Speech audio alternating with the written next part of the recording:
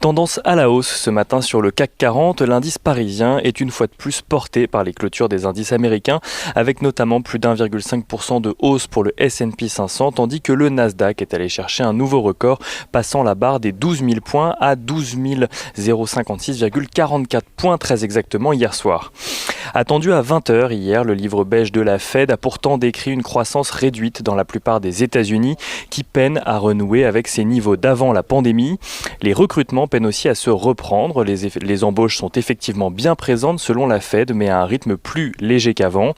Le discours de la Réserve fédérale avant sa prochaine réunion de politique monétaire se veut optimiste, même s'il pointe tout de même des incertitudes sur la poursuite de la reprise dans les prochains mois.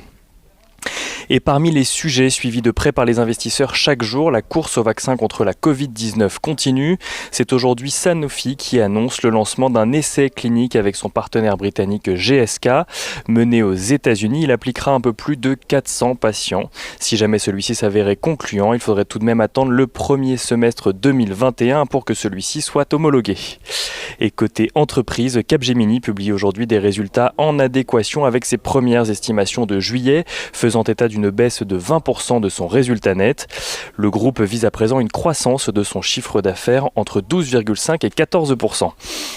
Iliad de son côté affiche une hausse de chiffre d'affaires d'un peu moins de 7%, mais aussi de sa rentabilité.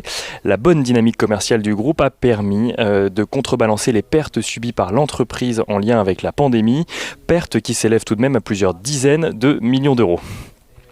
Et à noter également ce matin que l'euro-dollar oscille à présent juste autour des 1,18. La bourse de Tokyo clôturait elle de son côté ce matin en hausse de 0,94%.